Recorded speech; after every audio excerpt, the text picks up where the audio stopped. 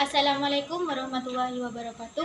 Saya Putri Nabilatus Soleha dari Prodi Tadris Bahasa Indonesia. Pertama-tama, marilah kita panjatkan puji syukur kehadirat Allah Subhanahu wa taala atas limpahan rahmat dan hidayahnya kepada kita semua.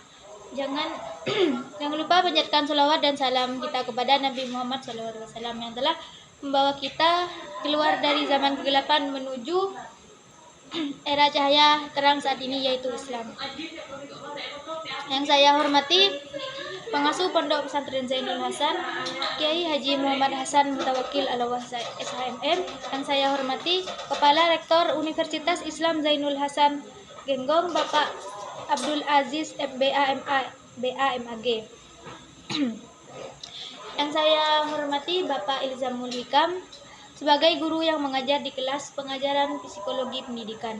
Yang saya hormati kepada Kaprodi Ibu Magfirah Hamidah, dan tidak lupa juga teman-teman yang saya cintai. Nah, di sini saya akan menjelaskan tentang konsep dasar psikologi pendidikan. Di sini ada pengertian. Psikologi adalah ilmu yang mempelajari pikiran, perilaku, dan proses mental manusia. Ini mencakup pemahaman tentang bagaimana manusia berpikir, merasakan, belajar, berinteraksi dengan lingkungan sekitarnya. Nah, pendidikan adalah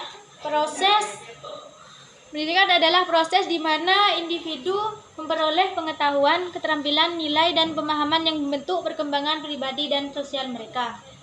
Nah, ini melibatkan pembelajaran di lingkungan formal maupun informal untuk meningkatkan kemampuan pemahaman seseorang. Psikologi pendidikan adalah cabang psikologi yang mempelajari proses belajar dan mengajar serta berpengaruh faktor psikologi terhadap pendidikan. Ini mencakup pemahaman tentang bagaimana individu belajar, berkembang, kognitif dan emosional, motivasi, evaluasi, dan interaksi antara siswa dan lingkungan belajar. Nah, di sini juga ada pokok pembahasan. Ini ada pokok pembahasan. Nah, di sini ada proses belajar mengajar, perkembangan kognitif dan emosional. Yang keempat, evaluasi dan pengakuan presentasi. Yang kelima, kepribadian. Yang keenam, faktor psikologis yang mempengaruhi pembelajaran. Nah, di sini juga ada tujuan. Tujuannya adalah memahami bentuk gejala psikologis siswa secara umum dalam bentuk sikap dan tingkah laku selama proses pembelajaran. Nah, yang kedua, memahami kemampuan dan potensi siswa dalam mengikuti proses belajar. Yang ketiga, membantu siswa mengembangkan berbagai jenis kemampuan. Yang keempat, memahami bagaimana seharusnya pelaksanaan proses belajar. Dan yang kelima, membantu siswa menyelesaikan program pembelajaran sehingga dengan pendidikan dapat memberikan bantuan kepada siswa. Nah, di sini juga ada fungsi. Ini ada fungsi.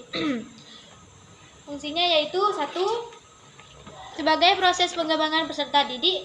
Yang kedua, menghubung dalam proses pembelajaran, mengarahkan cara belajar siswa dan mengajar guru ke arah yang lebih baik sebagai pengambilan keputusan dalam pengelolaan proses belajar mengajar. Nah, di sini juga yang terakhir ini ada manfaat. Nah, manfaat ini ada 5. Yang pertama, memahami cara efektif dalam mengajar dan memfasilitasi pembelajaran. Yang kedua, ada mengembangkan pemahaman yang lebih baik tentang proses belajar siswa.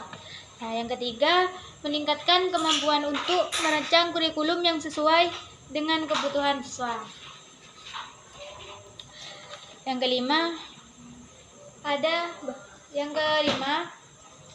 membantu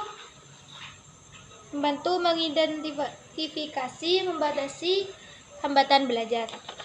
Mungkin Itu saja yang dapat kami sampaikan. Mohon maaf apabila ada kesalahan kata. Wassalamualaikum warahmatullahi wabarakatuh.